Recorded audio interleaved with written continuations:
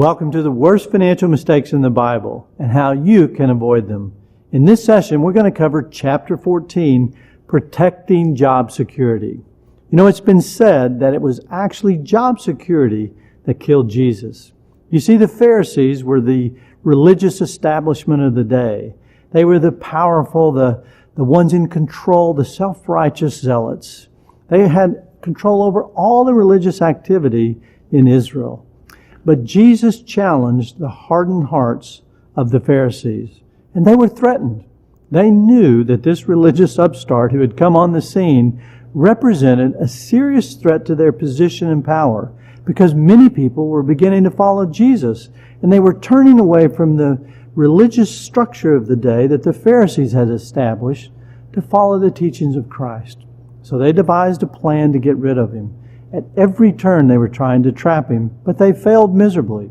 So they needed an insider.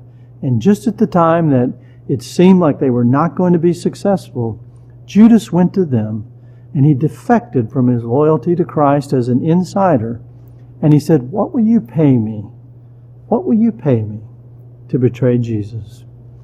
As you know from the negotiation in Matthew chapter 26, they said 30 pieces of silver. And that's all it took. That gave Judas job security.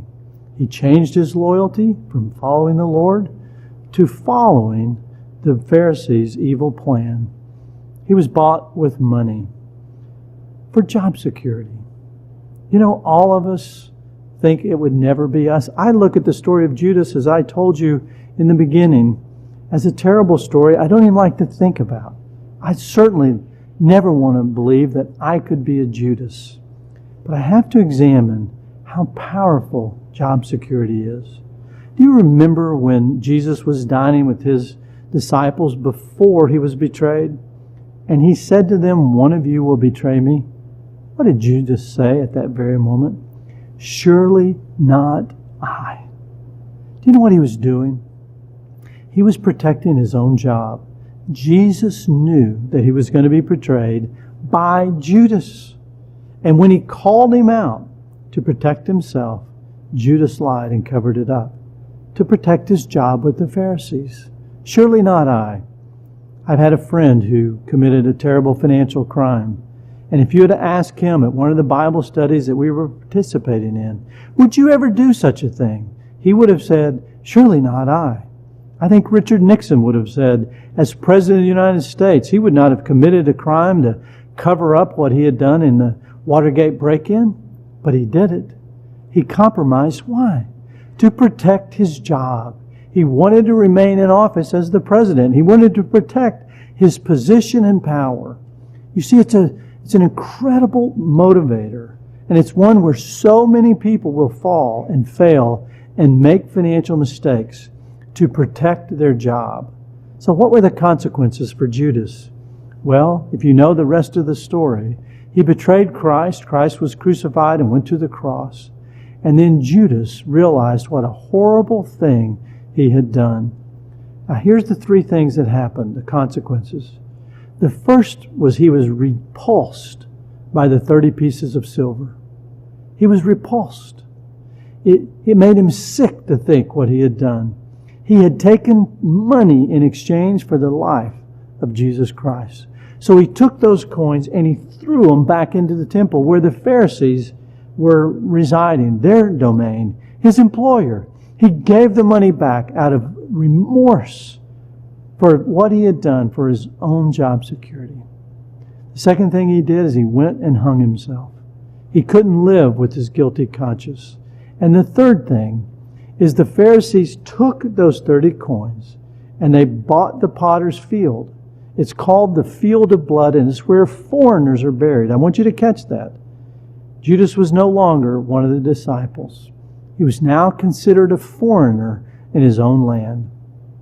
And he's buried in the field of blood in an unceremonious way, with no fanfare, no esteem by others, rejected by both sides, by the followers of Christ and the Pharisees. He was a man without a home, and job security is what destroyed him.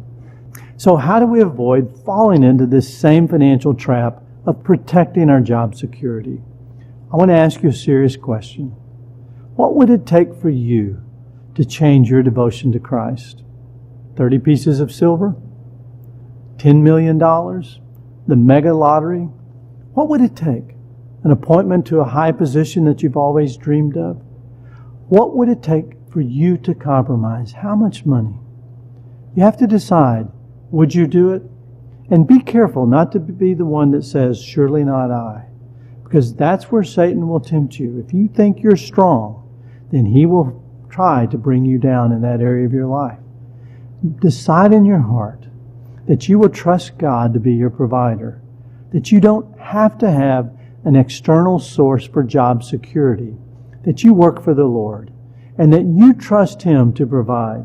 Listen to this wonderful proverb from Proverbs 37. 2 things I ask you, Lord, do not refuse me before I die. Keep falsehood and lies far from me. Give me neither poverty nor riches, but give me only my daily bread. Otherwise I may have too much and disown you and say, who is the Lord? Or I may become poor and steal, and so dishonor the name of my God. This is the right heart attitude. That we ask God to provide for us every day. Whether we have a job, or if we lose our job, or we're trying to protect our job, we acknowledge that God is our provider, and we never compromise, and we never defend job security and do the things that Judas did. So to summarize, protecting job security is the financial mistake. Recognizing God as our provider is the solution to avoid it.